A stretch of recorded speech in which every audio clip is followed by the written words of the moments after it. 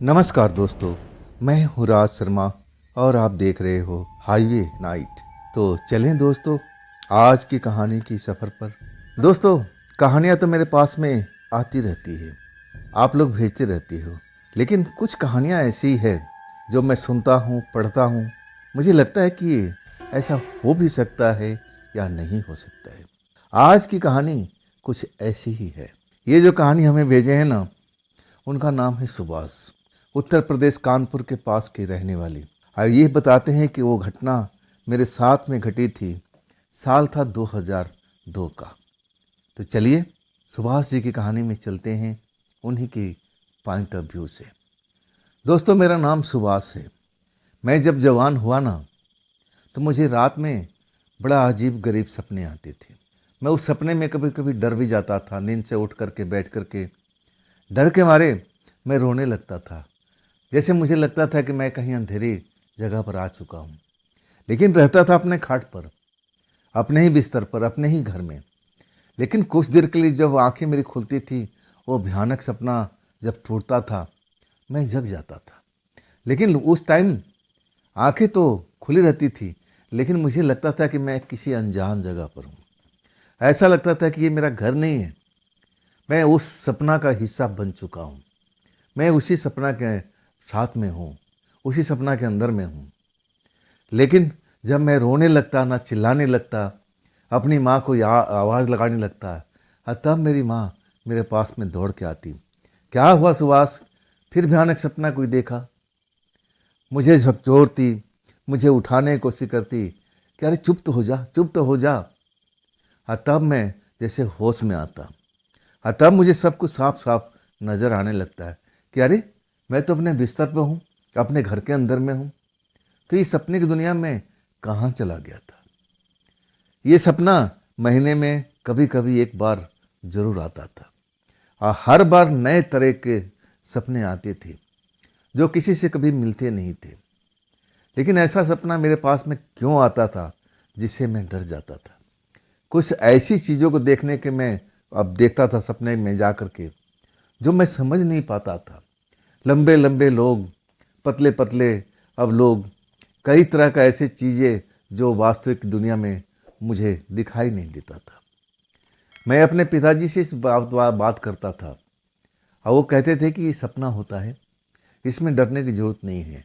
जब इंसान सोता है ना, तो उसकी आत्मा निकल कर के बाहर घूमने लगती है। अब मेरे लिए एक नया सवाल जाग चुका है, आत्मा क्या है? मैं पिताजी से पूछता था तो पिताजी मुझे डांट कर भगा देते थे। जा अपना काम कर, मैं ज़्यादा तुम्हें बता नहीं सकता, ये अभी तो तेरी उम्र नहीं हुई, जब होगी तो खुद ही अपने आप समझ जाएगा। लेकिन मेरे अंदर में एक जुनून थी, जज्बा था। जो नई चीज़ को मैं ढूंढ लेता था, मैं उसके पीछे लग जाता था। मैं अपने यार दोस्तों से पूछता था, यार ये आत्मा क्या होती है?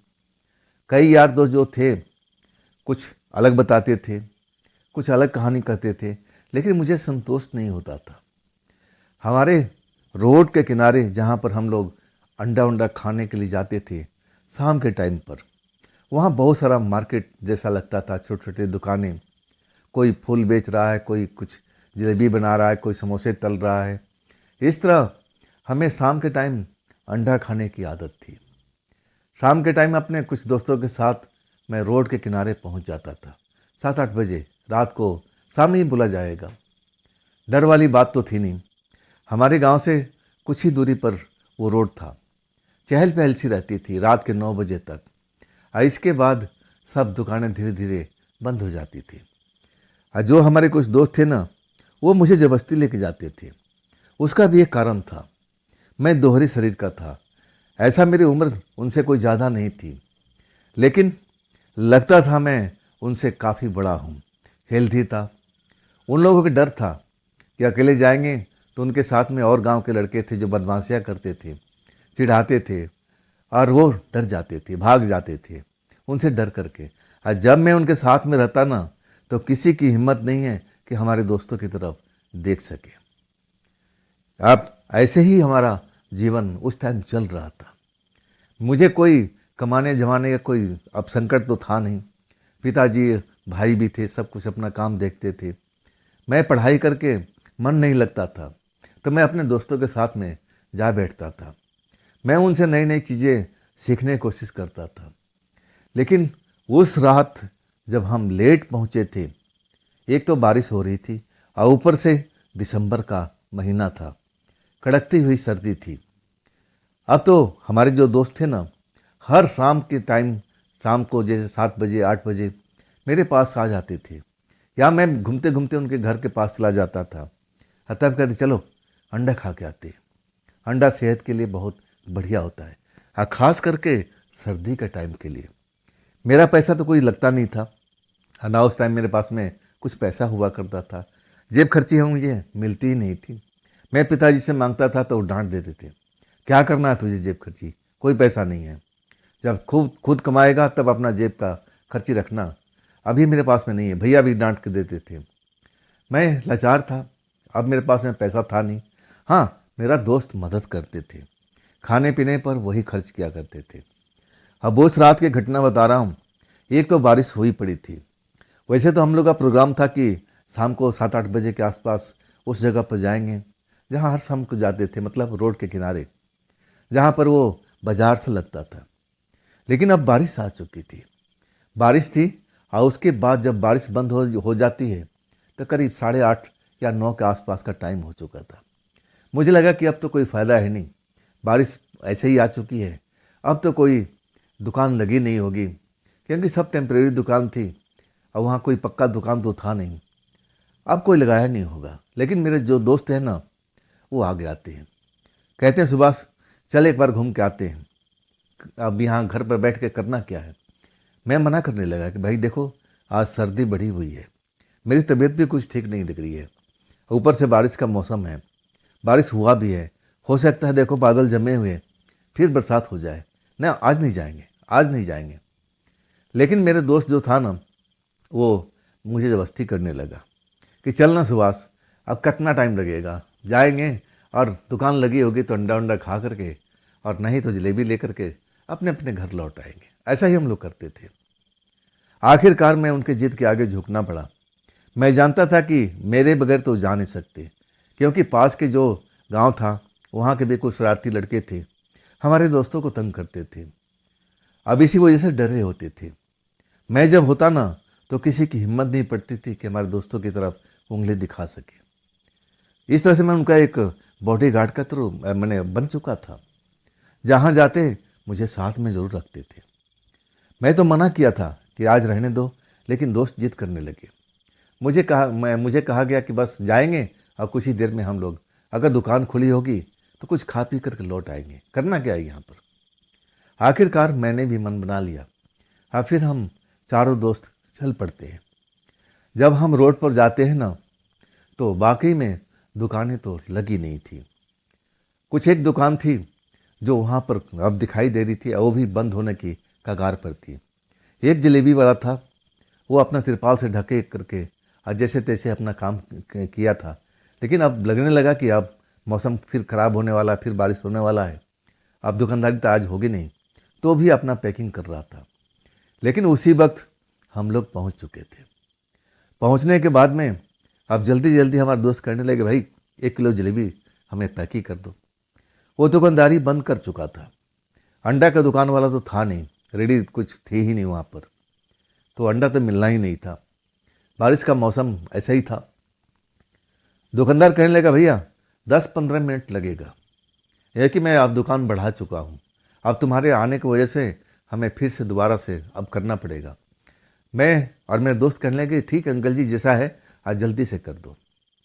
अब अपने काम में लग चुका था, अब मैं भी अब खाली था, इधर उधर अपना टहलने लगा। अब मेरे दोस्त थे जलेबी वाला दुकान पर और खड़े थे अंकल जी के साथ में, ताकि मदद कर सके कि जलेबी जल्द से जल्द बन जाए। मैं थोड़ा रोड पर ऐसे टहल रहा था। रोड के किनारे एक झोपड़ी बनी हुई थी, वहाँ पर एक लड़की सुबह के टाइम में फूल माला बेचा करती थी, फूल माला बेचती थी, और वो बहुत ही खूबसूरत थी। कई हमारे गांव के लड़के उस पर लाइन मारने की कोशिश करते थे, लेकिन किसी के हाथ में आती नहीं थी। जब मैं वहाँ उस तरफ जाता हूँ ना, वो लड़की या कोई और था उसी झोपड़ी में मुझे दिखाई देता है। मैं एकदम जब उसको देखता हूँ कि अरे सारी दुकानें बंद हो चुकी है, ये फूल वाली लड़की अभी तक यहीं पर है, ये तो दोपहर तक रहती थी, इसके बाद में तो इसका दुकान वैसे ही बढ़ जाता था, ये नज़र नहीं आती थी, शायद अपने घर में अपने गांव में चली जाती थी, अब यहाँ पर हो क्या रहा है। मेरे मन में जिज्ञासा था। इसके बाद मैं झोपड़ी के पास चला जाता हूँ, वहाँ जाता हूँ तो देखता हूँ फूलों की खुशबू आ रही है, वहाँ पर फूलों का बंडल रखा हुआ था। अब जैसे ही मैं देखता हूँ तभी एक आवाज़ सुनाई पड़ती है, क्या चाहिए तुम्हें, क्या चाहिए, अभी कोई फूल और नहीं मिलेगा। मैं आवाज़ को पहचान नहीं पाया था और ना वो लड़की मुझे नज़र आ रही थी जो फूल बेचा करती थी। मुझे लगा कि ये दुकान तो वही है, दुकान वाली बदल गई है क्या, मुझे ऐसा ही महसूस हुआ था। और फिर मेरे दोस्त आवाज़ लगाने लगे, अरे उधर क्या कर रहा है, इधर आजा, जलेबी तैयार हो चुकी है, अब जल्द से जल्द हम लोग लेकर चलते हैं। मैं अब एक नज़र ज़रूर देखा, अंदर में अंधेरा था लेकिन फूलों का खुशबू जो था ना, मुझे महसूस हो रहा था। मतलब यहाँ अंदर में फूलों का कारोबार ज़रूर होता है, लेकिन वो लड़की नहीं थी जिस लड़की को मैं अक्सर देखा करता था सुबह का टाइम में दोपहर तक, और उसके बाद वो नज़र नहीं आती। उसके बाद में उसका भाई वगैरह या अंकल वगैरह कोई बैठ जाता था जो फूल माला बना करके बेचने का काम करता था। लेकिन आवाज़ अलग ज़रूर थी, लेकिन जो मैं उसका बॉडी फिगर वगैरह देखा था, जो हल्का फुल्का मुझे नज़र आया, मुझे लगा कि वही लड़की है। खैर, अपने मन में ये सब सवाल लिए हुए अपने दोस्तों के पास में आ जाता हूँ। दोस्त करने लगे वहाँ क्या कर रहा था, और तब मैं उनको बताता हूँ, अरे वो दुकान तो अब वो लड़की चलाती थी ना। बोले वो फूल वाली लड़की। मैंने बोला हाँ, मैंने उसको लगभग देखा था लेकिन उसकी आवाज़ बदली हुई थी। अब उस झोपड़ी में फूल माला का ऐसे गंध तो आ रहा था, लेकिन वो मुझे साफ दिखी नहीं। तो वो रात को कर क्या रही है, कौन सा अभी त्यौहार है, कौन से शिवरात्रि है। अब तीज त्यौहार होता तो फूलों का बिक्री ज़्यादा होता था, उस टाइम कोई तीज त्यौहार था नहीं। मेरे दोस्त करने लगे, छोड़ो ना, तुम्हें क्या करना है, हम जलेबी थोड़ा बहुत खाते हैं और बाकी खाते हुए अपने घर की तरफ चल पड़ेंगे, बात ख़त्म। मैं भी ज़्यादा दिमाग में टेंशन नहीं लिया, और उसके बाद हम लोग वही जलेबी लेते हैं और खाते हुए अपने रास्ते की तरफ चलने लगते हैं। मुझे सबसे मैं पीछे चल रहा था, आगे आगे मेरे दोस्त थे। अब रात तो थोड़ा ज़्यादा हो ही गई थी और ऊपर से अंधेरी रात थी, बादल जमे हुए थे। अब शायद आसमान में चांद छिपा हुआ था, बादल अब चमक दिखाई नहीं दे रहा था, तो अंधेरी बोला जा सकता है। कई बार मुझे पीछे में एहसास हुआ कि मेरे साथ साथ पीछे में कोई चल रहा है। मैं मुड़कर देखने लगा, लेकिन मुझे कोई दिखाई नहीं दे रहा था। कोई ना कोई जरूर था, कई बार मैं उसको महसूस भी किया था, लेकिन जब देखता था ना पीछे मुड़ करके, तो मुझे कोई नज़र नहीं आता था। मुझे उस टाइम लगा कि मेरे दिमाग का वहम है और कुछ नहीं हो सकता है। हम घर पहुंच जाते हैं आराम से, और फिर अपना सोने की तैयारी। उस रात मैं जब सोता हूँ ना, ऐसा एक भयानक सपने में पहुंच जाता हूँ। उसी रोड पर मैं पहुंच जाता हूँ जिस रोड पर हम शाम को जलेबी खा के आए थे। और वो जो झोपड़ी बनी थी फूल वालों की, मैं अपने आप को उसी झोपड़ी के अंदर में पाता हूँ। मैं देखता हूँ कि झोपड़ी जो छोटी सी थी अब छोटी नहीं है, वो बड़ी है, और उसमें कई अंदर में झोपड़ी जैसा पार्टीशन बना हुआ है। मैं देख रहा हूँ कि फूलों को ढेर लगा हुआ है, और फूल भी कोई ऐसे ऐसे नहीं, बहुत अजीब से फूल थे, और उसमें खूबसूरत फूल भी मुझे दिखाई दे रहे थे। गुलाब का फूल, हालांकि हमारे एरिया में गुलाब का फूल भी होता था, लेकिन कुछ खास किस्म के बड़े बड़े गुलाब मुझे नज़र आ रहे थे, और वो भी रंग बिरंगे। मुझे नाकों में फूलों का खुशबू महसूस हो रहा था, और मैं अपने आप को उस जगह पर नींद में पाता हूँ सपने की दुनिया में। तो मैं सोचने लगता हूँ कि मैं यहाँ पर कैसे आया। हाँ, तभी एक आवाज़ मुझे सुनाई देती है, अरे इस लड़के इधर आओ, इधर आओ। जब आवाज़ का दिशा में देखता हूँ तो एक खूबसूरत लड़की मुझे दिखाई देती है, बिल्कुल नए कपड़ों में, चमकती हुई कपड़े मुझे दिखाई देता है। खूबसूरत लड़की की आंखों से जैसे कोई रोशनी से निकल रही हो, बड़ा खूबसूरत लग रही थी, चेहरा चमक रहा था। मुझे आवाज़ देती है, लेकिन मैं अनसुनी कर देता हूँ। तब मुझे दोबारा आवाज़ मारती है, मैं तुमसे बोल रही हूँ सुभाष। जैसे मेरा नाम लेती है ना तो मैं सोचने पर मजबूर हो जाता हूँ। हालांकि ये सपने में चल रहा है कि मैं इस लड़की को जानता नहीं हूँ, ये मेरा नाम कैसे जानती है। तब वो जबरदस्ती मेरे पास में आ जाती, मेरे बाजू पकड़ती है और एक, जैसे झोपड़ी में बताया ना कि कई पार्टीशन थे, एक पार्टीशन के अंदर मुझे ले जाती है। कहती है ये सारे गुलाब का फूल है, इनको बंडल बना दो, मुझे एक शादी में लेके जाना है। देखो टाइम लगना नहीं चाहिए ज़्यादा, अगर ये तुम काम कर लेते हो ना तो मैं तुम्हें बहुत सारी मिठाई खिलाऊंगी। मैं जानती हूँ तुम्हें मिठाइयाँ बहुत पसंद है। उसका चेहरा मुस्कुराता हुआ था। मुझे भूख का एहसास भी होने लगा। मुझे लगा कि यह जब बोल रही थी मुझे मिठाई जरूर खिलाएगी। वो फूलों का बंडल मैं सहेजने लगता हूँ। अलग अलग किस्म के गुलाब के फूल थे, सबका जो बंडल था अलग अलग बनाने लगता हूँ। और इस काम में थोड़ा टाइम जरूर लगता है। तब वो मेरे पास में आ जाती है, इतना टाइम नहीं, जल्दी जल्दी करो, जल्दी जल्दी हाथ चलाओ, मेरे पास ज़्यादा टाइम नहीं है। मेरे मन में समझ में नहीं आ रहा था, हालांकि सपने की बात थी, कि वो जिसको मैं जानता नहीं मेरे पर हुक्म कैसे चला सकती है। आज तक मेरे जो भी फ्रेंड सर्कल थे वो मेरे पर ऐसा कोई बोल ही नहीं सकता था। मेरे से सब डरते थे। ये अनजान सी दिखने वाली लड़की मेरे पर हुक्म चला रही थी। सपने के अंदर में मुझे बड़ा तौहीन महसूस हो रहा था। तब मैं घुड़क देता हूँ कि मैं नहीं करता ये काम, मैं तुम्हारा नौकर हूँ क्या। तब वो मुस्कुरा पड़ती है। कहती नहीं, तुम तो मेरे अच्छे दोस्त हो, तुम मेरे बहुत अच्छे मित्र हो, अब तो कर दो। इतना मेरे पास में आ जाती है, उसके शरीर से एक सुगंध निकलने लगता है और उस सुगंध से जैसे मैं व्याकुल हो जाता हूँ। फिर मेरी नींद खुल जाती है। अभी भी मैं जैसे नींद से जागा हूँ। अब मेरे कमरे के अंदर में, मैं अपने घर के अंदर में हूँ और वहाँ भी गुलाबों का फूल के खुशबू, मुझे गंध महसूस हो रहा है। मैं हर तरफ देख रहा हूँ, लेकिन आंखें तो मेरी खुली हुई है, लेकिन लग रहा है कि जैसे मैं उसी झोपड़ी के अंदर में अभी भी हूँ। अचानक मैं जोर जोर से अपने माँ को आवाज़ देने लगता हूँ, माँ मुझे पानी चाहिए, मुझे प्यास लगी है। गला एकदम सूखा हुआ था और वो जो गुलाब के खुशबू था ना, मुझे बहुत ज़्यादा तकलीफ दे रहा था उस टाइम। शायद उसी की वजह से मेरा गला सूख चुका था। मैं रोते हुए चिल्लाते हुए अपनी माँ को अब आवाज़ देने लगा। मुझे लग रहा था कि मैं उसी झोपड़ी के अंदर में हूँ अभी भी, जहाँ पर गुलाब के बहुत सारा फूल है और जो मैं बंडल बना रहा था। उस लड़की मुझ पर हुक्म चला रही थी और अचानक मेरे शरीर के पास आकर खड़ी हो जाती है। कहती है, तुम तो मेरे बहुत अच्छे मित्र हो, ये काम कर दो ना। मेरी माँ आ जाती है लोटा पानी लेकर के। कहती है, क्या हो गया, तू पानी लेके क्यों नहीं सोता है। माँ भी थकी हुई थी और मैं जिस ढंग से चिल्ला रहा था, रो रहा था, फिर तू रोना शुरू कर दिया, कोई भयानक सपना देखा है क्या। तब मेरी माँ मुझे झकझोरने लगी, हिलाने लगी, अरे आंखें खोल। लेकिन मेरी आंख तो खुली हुई थी। जब माँ मुझे झकझोरती है, हाथ लगा करके हिलाती डुलाती है, तब जैसे मेरी आंखें उस जगह पर स्थिर हो जाती है, अपने घर पर। नहीं तो मैं तो अपने आप को उसी झोपड़ी के अंदर पा रहा था। जब मैं देखता हूँ कि अरे मैं तो अपने घर पर हूँ, अपने बिस्तर पर हूँ, तो ये गुलाबों का महक अभी तक मेरे नाकों में क्यों चढ़ रहा है। मैं उसी वक्त माँ को सब कुछ बताने लगता हूँ।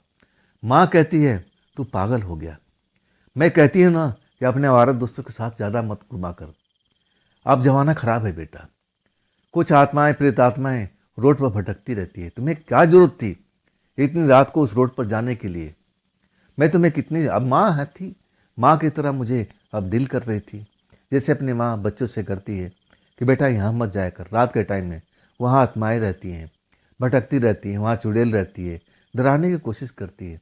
माँ मुझे समझा रही थी। आखिरकार मैं उसका प्यारा बेटा जो था। हाँ, मैं अभी भी उस सुगंध को महसूस कर रहा था, गुलाब का।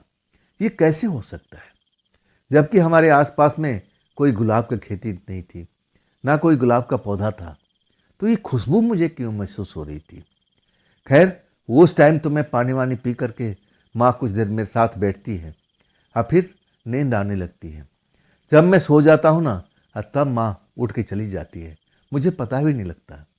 लेकिन उसके बाद वो सपना नहीं आता है। सुबह जब मेरी आँख खुलती है ना, तो मैं अपने आप को फ्रेश पाता हूँ। लेकिन इस बात को अपने दोस्तों को बताता हूँ। दोस्त कई तरह के मतलब निकालते रहते थे, अपने आप को तो ज्ञानी समझते थे। कई तो कहते थे, देख दोस्त, मुझे तो ऐसा लगता है कि जैसे तेरे साथ में कोई प्रेतात्मा है, तुझसे संपर्क करना चाहती है, तुझसे मिलना चाहती है। मैं अपने दोस्त की बात सुन करके थोड़ा मन में डर जाता था। ऐसे ऐसे ज्ञानी पुरुष की तरह बातें करते थे कि मुझे सोचने पर मजबूर होना पड़ता था। ना तो मैं आत्मा के बारे में जानता था, ना प्रेतात्मा के बारे में, और आज तक कभी चुड़ैल भूत को मैंने देखा नहीं था। उनकी बातों पर मुझे भरोसा नहीं होता था। हमारे गांव में एक बूढ़ा बाबा थे, और वो कभी ओझागिरी का काम करते थे। लेकिन अब उम्र ज़्यादा हो गई थी, तो अब कहीं जाते नहीं थे। उनके पास ही गांव के लोग झाड़ फूँक करवाने के लिए आते हैं। मैं उनके पास में जाता हूँ अपना शक मिटाने के लिए कि मेरे साथ में ऐसा कुछ बात तो नहीं है, ये मुझे भयानक सपना क्यों आता है, मैं ऐसी ऐसी जगह पर क्यों पहुँच जाता हूँ। और जैसे रात का ही किस्सा था, मैं जब रात को सोया हुआ था, तब मैं उस जगह पर पहुँच जाता हूँ जो मैं वास्तव में रात को गया था। मैं उस जगह पर स्वयं कुछ देखा भी था और फूलों का महक अब सूंघा भी था। और उसके बाद मैं उसी सपने में आ जाता हूँ, ये क्यों हो रहा है। यार दोस्त जो मेरे गुरु बने हुए थे, ज्ञानी बने हुए थे, ऐसी ऐसी बात बताते थे कि मैं डर ही जाता था। जब मैं उस बाबा के पास जाता हूँ, ओझा बाबा के पास में, वो मुझे प्यार से मेरा नाम लेके पुकारते हैं, आज के सुभाष कोई बात पूछना है क्या। तब मैं कहने लगा कि हाँ बाबा जी, कुछ बात पूछना है, लेकिन ये बात किसी को बताना मत। तब मैं आपसे अब अपना मन के जिज्ञासा शांत करूँगा। हंसते हुए कहने लगे, अरे चिंता मत कर, मैं किसी को कुछ नहीं बताऊँगा। क्या बात है, किसी चुड़ैल से तेरी आंख लग गई क्या। मजाकिया किस्म के थे। मैं कहने लगा कि देखो बाबा जी, फिर मुझे डराने की कोशिश करने लगे। मैं आज तक किसी भूत प्रेत को कभी देखा नहीं हूँ। तब वो कहने लगी, तो फिर मेरे पास किस लिए आया है, मैं किस मर्ज का दवा हूँ, मुझसे क्या चाहता है। तब मैं कहने लगा, बाबा जी मैं अपने मन का जिज्ञासा शांत करना चाहता हूँ। तब वो थोड़ा शांत होते हैं, कहते हैं बता क्या बात है। मैं वही सब सपने की बात उनको बताने लगता हूँ कि बाबा जी अक्सर महीने, 1.5 महीने में, 2 महीने में मैं एक ऐसी जगह पर जाता हूँ जहाँ पर अजीब अजीब लोग दिखाई देते हैं। अब जैसे कल की बात लो, कल मैं गया था उस रोड के किनारे अंडा खाने के लिए, लेकिन अंडा नहीं मिला, तो हम जलेबी खा करके लौट आए। लेकिन वह फूलों की दुकान पर, आप जानते हो ना, एक लड़की बेचा करती है। तब कहने लगे, किस लड़की की बात कर रहा है। मैंने कहा, वही फूलों वाली लड़की जो काफ़ी खूबसूरत दिखती है, फलाने गांव की है, और कई हमारे गांव के लड़के अब उस पर मर मिटे थे। आपको पता था ना, एक बार झगड़ा भी हुआ था। तब मेरी तरफ घूर के देखने लगे, क्या मतलब, क्या कहना चाहता है तू। मैं कहने लगा कि मैं उसी लड़की की बात कर रहा हूँ, फूलों वाली लड़की की, जो हमारा दोस्त जो हमारे हैं, वो उसकी एक झलक देखने के लिए जाते थे। कई बार अब वहाँ पर दुत्कार भी मिली है, लेकिन अपनी आदत संभालते नहीं थे। मैं उसी लड़की की बात कर रहा हूँ। तब वो कहने लगे, अरे वो लड़की तो काफ़ी दिनों पहले गुजर चुकी है, उसको सांप ने खा लिया था, क्या तुझे मालूम नहीं है। कई लोग झाड़ फूँक करने गए थे, मैं भी गया था, मैं भी थोड़ा बहुत सांप का मंत्र जानता हूँ। तब मैं गया था, वो बच नहीं पाई थी, क्या तुझे पता नहीं है। सच कहूँ ना, मैं एकदम सिहर गया था, डर गया था। मैं कम उसके बारे में जान नहीं पाया था, क्योंकि बीच में मुझे मामा के गांव जाना पड़ा था और मैं वहाँ पर काफ़ी समय बिताता था। अब नानी मुझे बहुत प्यार करती थी, जेब खर्ची देती थी, तो मेरा मन ज़्यादा मामा के गांव पर लगता था। और आम का सीज़न भी था, तो उनका बगीचा भी था, आम खाने के मिलता था, जामुन खाने के मिलता था, तो 2-3 महीने तो मैं उधर ही गुजार देता था, गर्मी गर्मी का। शायद ये गर्मी की बात कर रहे थे।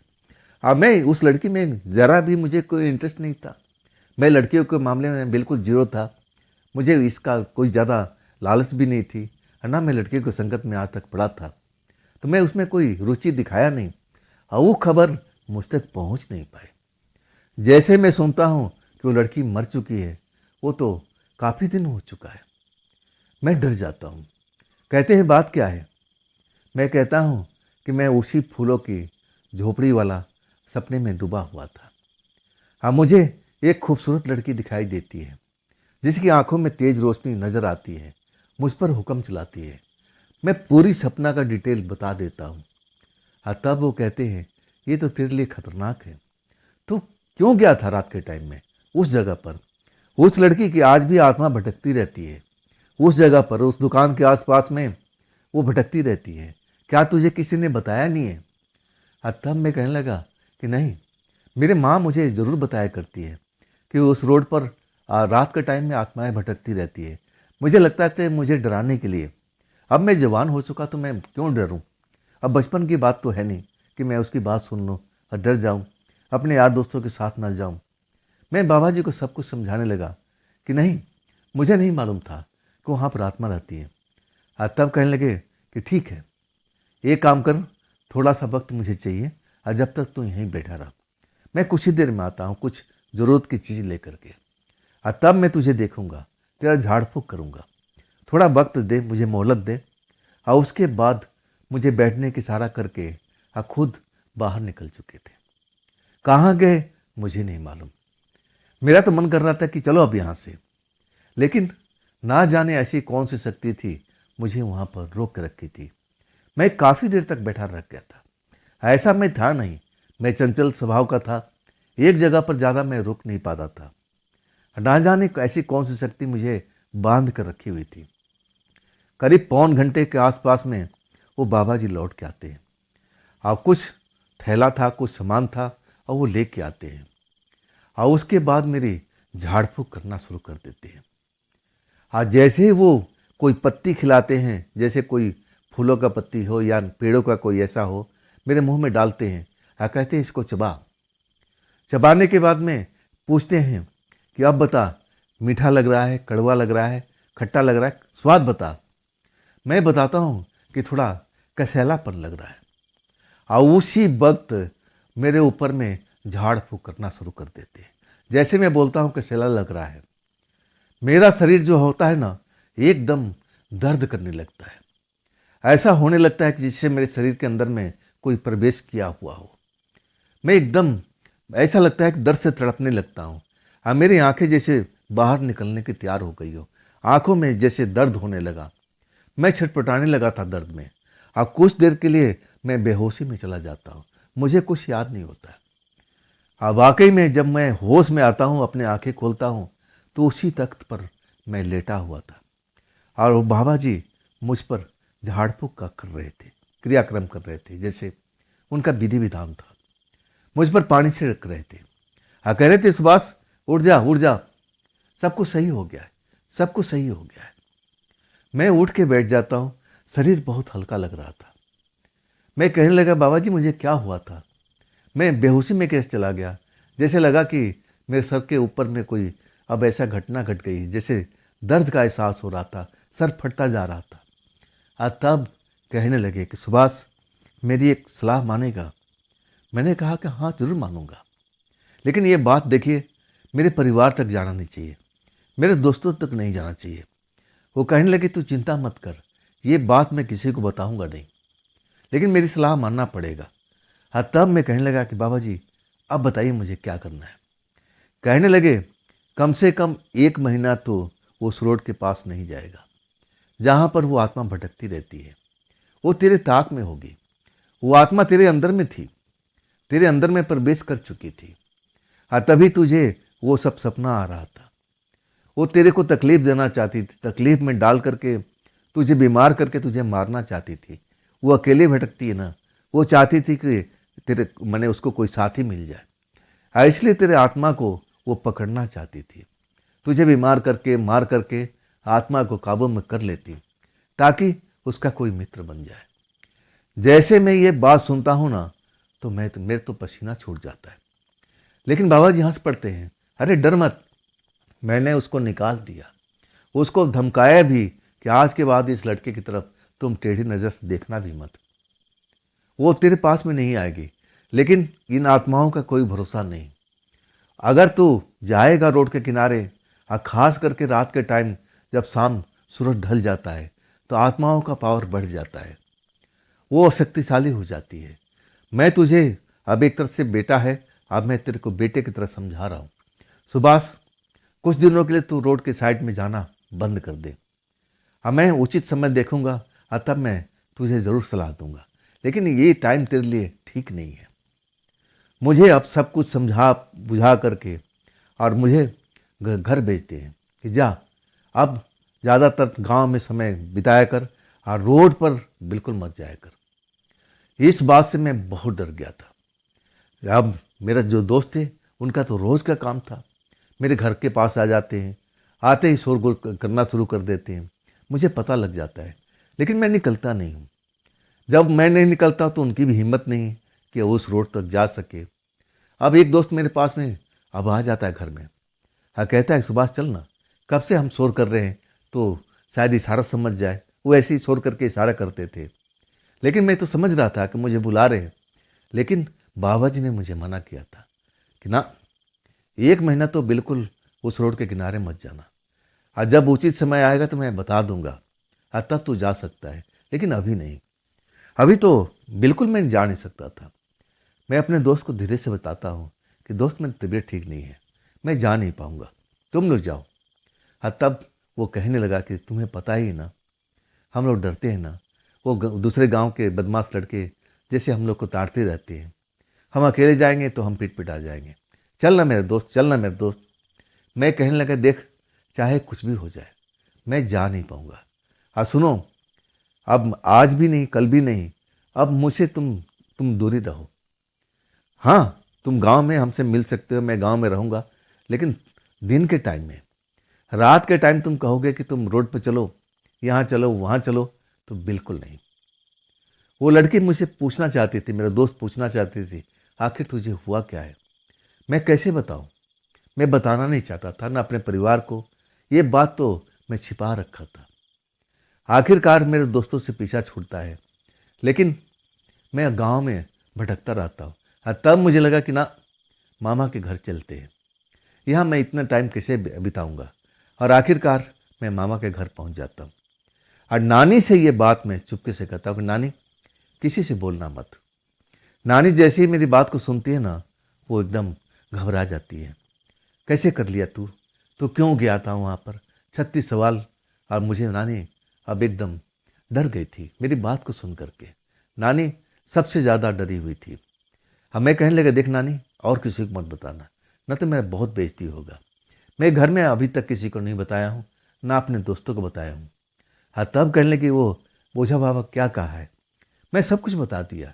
उन्होंने बोला है कि 1 महीने के बाद आकर के मिलना, अब मैं देखूंगा कि उस आत्मा का असर तुझ पर है कि नहीं है। अगर होगा तो मैं दोबारा इलाज करूंगा, तंत्र मंत्र करूंगा, लेकिन जब तक ना बोलूं रोड के किनारे रात के टाइम बिल्कुल मत जाना। अब नानी तो हमें रोक ही लिया था, 1 महीने क्या, हम 3 महीने रह गए थे। और इसके बाद मैं जब अपने गांव लौटता हूँ, मैं ओझा बाबा के पास जाता हूँ। और ओझा बाबा मुझे देखते हैं, हाँ कहते हैं सुभाष कहाँ गया था, मुझे पता चला कि तुम मामा के घर गया है। मैंने बोला हाँ, आखिर मैं करता क्या यहाँ पर, आपने तो मना कर रखा था कि रोड पर किनारे मत जाना। मेरे दोस्त मुझे परेशान करते थे, मुझे ले जाने के फिराक में लगे रहते थे, मैं कब कब तक अपने आप को रोक पाता। और तब वो हंसते हुए कहते हैं अब डरने की जरूरत नहीं है, वो आत्मा सदा के लिए अब जा चुकी है। मैं बड़ा खुश हो गया। मैंने बोला ये आत्मा होती क्या है, क्या हर कोई जो मरता है आत्मा बन जाता है। और तब वो कहते हैं नहीं, ये बहुत बड़ा रहस्य है, तो ये रहस्य क्यों जानना चाहता है, ये रहस्य तो अच्छे से नहीं जान पाते। लेकिन मैं तुझे मोटा मोटी बता देता हूँ कि जो अकाल मौत के मरते हैं ना, वो सब इसी तरह के होते हैं। कोई चुड़ैल, कोई आत्मा, कोई ऐसा ही शरीर धारण कर लेते, बन जाते हैं। मतलब मैं उनसे बहुत सवाल पूछता था, लेकिन वो मुझे टाल देते थे। कहने लगे जो जैसे तू बड़ा होते जाएगा ना, सब तेरे को समझ में आने लगेगी। वो टालना चाहते थे, लेकिन मैं बहुत खुश था कि चलो कम से कम उस आत्मा का पिंड तो छूटा। मैं फिर सवाल किया था उनसे, आखिर उसकी आत्मा कहाँ गई। तब मेरे सवाल के जवाब नहीं दे रहे थे। मैं जब बहुत उनसे मिन्नतें किया कि बताओ तो सही बाबा जी, उसकी आत्मा अब क्यों नहीं दिखाई देगी? उस रोड पर क्या अब भटकेगी नहीं दोबारा से? हाँ, तब वो कह ले कि नहीं, उसको कोई ज्ञानी पुरुष लेकर गया, मुझसे भी ज़्यादा ज्ञानी। मैं जब ये बात सुनता हूँ ना, तो मुझे विश्वास नहीं होता है कि ऐसा भी होता है, कोई आत्मा को अपने साथ लेके जा सकता है। हाँ, तब बाबा कहने लगे कि हाँ, जिनमें ज़्यादा पावरफुल शक्ति है, तंत्र मंत्र का ज्ञाता हो, वो ज़रूर आत्माओं को ले जाते हैं पकड़ करके, उनसे नेक काम करवाने की कोशिश करते हैं, कुछ अच्छा काम करवाने की कोशिश करते हैं लोगों को भलाई के लिए। ऐसे कोई उनको लेके गया होगा उस आत्मा को। खैर छोड़ो। हाँ, तब मैं समझ गया था कि आत्मा को समझना बहुत मुश्किल काम है, ये हमारे बस का नहीं है। लेकिन मैं अभी भी खौफ में रहता हूँ। जब भी उस स्टैंड पर जाता हूँ, अब तो हाँ बस रुकती है वहाँ पर, पहले नहीं रुका करती थी। जब मैं अपने गांव आता हूँ ना, तो उस जगह पर जैसे ही, अगर रात के टाइम में आया, दिन के टाइम में तो मुझे डर नहीं लगता था, लेकिन रात के टाइम जब भी मैं बस से उतरता था ना, लगता था कि वही आत्मा उस जगह पर अभी भी भटक रही है। लेकिन ये सब लगता था कि मेरे मन का भ्रम है, ऐसा महसूस होता था। और कभी कभी गुलाब का खुशबू वाला हवा का झोंका मुझे महसूस भी कराता था, और तब मैं बहुत डर जाता था। तो दोस्तों, ये थी सुभाष जी की भेजी हुई कहानी। ये कहानी आपको कैसी लगी? अगर आपके पास भी ऐसी कोई कहानी है, कोई घटना है, कोई अपनी आप बीती है, तो आप मुझे ज़रूर शेयर कीजिएगा। और दोस्तों, ये भी चैनल आप ही का है, तो इसको भी अपना प्यार दीजिए, लाइक कीजिए, सब्सक्राइब कीजिए, अपने दोस्तों को शेयर कीजिए, और हाइप वाले बटन को ज़रूर दबाइएगा। तो दोस्तों, फिर हम मिलते हैं कल की रात इसी चैनल पर और इसी टाइम पर। आप लोग अपना ख्याल रखिएगा। नमस्कार।